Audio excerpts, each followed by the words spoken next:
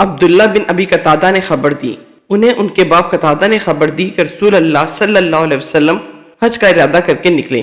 صحابہ رضوان اللہ علیہم بھی آپ کے ساتھ تھے۔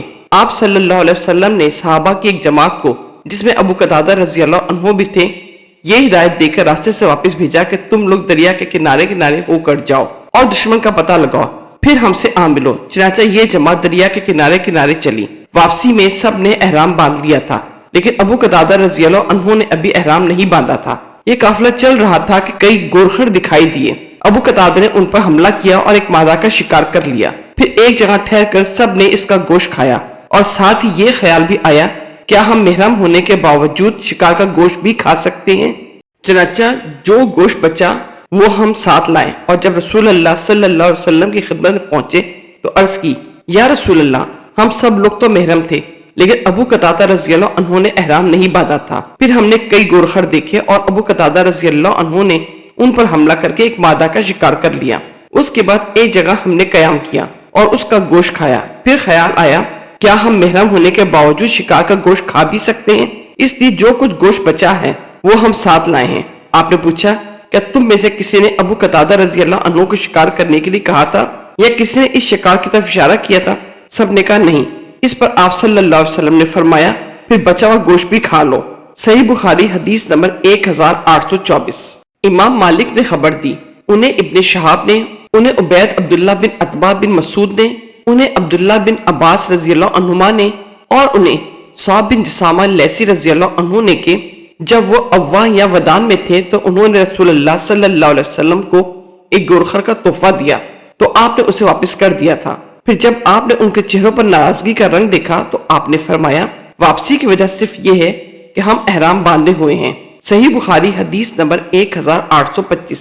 حضرت عبداللہ بن عمر رضی اللہ عنہما نے بیان کیا اور ان سے حفصہ رضی اللہ عنہا نے بیان کیا تھا کہ رسول اللہ صلی اللہ علیہ وسلم نے فرمایا، 5 جانور ایسے ہیں جنہیں مارنے میں کوئی گناہ نہیں، کوا، چیل، چوہا اور کاٹ کھانے والا کتا۔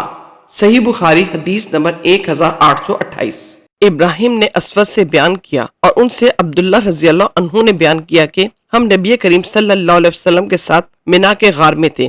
آپ صلی اللہ علیہ وسلم پر سورۃ والمرسلات نازل ہونی شروع ہوئی، پھر آپ صلی اللہ علیہ وسلم اس کی تلاوت کرنے لگے اور میں آپ کی زبان سے اسے سیکھنے لگا۔ ابھی آپ صلی اللہ علیہ وسلم نے تلاوت ختم نہیں کی تھی کہ ہم پر ایک سانپ گرا۔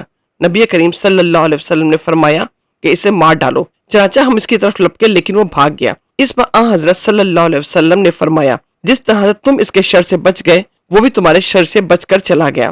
حضرت ابو عبداللہ امام بخاری رحمۃ اللہ علیہ نے کہا کہ اس حدیث سے میرا مقصد صرف یہ ہے کہ منع حرم میں داخل ہے اور صحابہ نے حرم میں سانپ مارنے میں کوئی حرج نہیں سمجھا تھا۔ صحیح بخاری حدیث نمبر 1830۔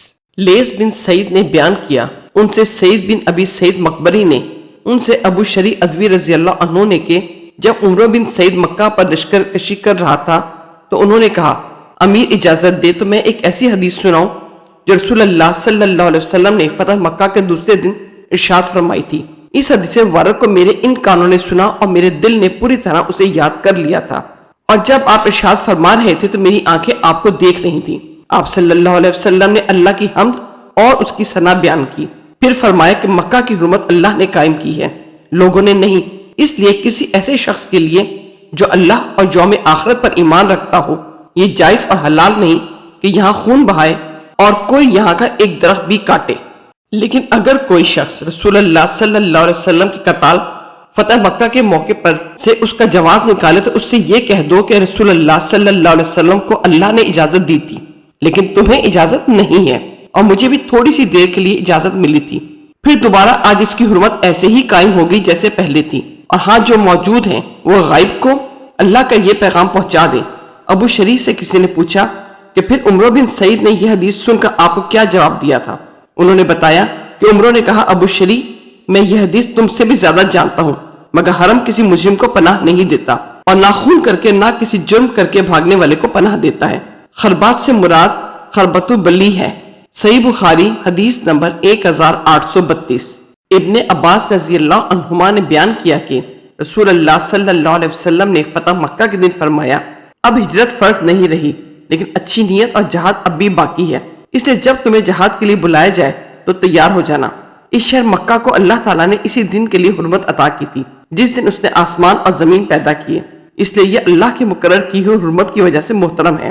یہاں کسی کے لیے بھی مجھ سے پہلے لڑائی جائز نہیں تھی، اور مجھے بھی صرف ایک دن گھڑی بھر کے لیے فتح مکہ کے دن اجازت ملی تھی۔ اب ہمیشہ یہ شہر اللہ کی قائم کی ہوئی حرمت کی وجہ سے قیامت تک کے لیے حرمت والا ہے، بس اس کا کانٹا کاٹا جائے نہ اس کے شکار ہانکے جائیں، اور اس شخص کے سوا جو اعلان کرنے کا ارادہ رکھتا ہو کوئی یہاں کی گری ہوئی چیز نہ اٹھائے اور نہ یہاں کی گھاس اکھاڑی جائے۔ عباس رضی اللہ عنہ نے کہا یا رسول اللہ، اصغر ایک گھاس کی اجازت تو دے دیجئے، کیونکہ یہاں یہ کاریگروں اور گھروں کے لیے ضروری ہے۔ تو آپ نے فرمایا کہ اصغر کی اجازت ہے۔ صحیح بخاری حدیث نمبر 1834۔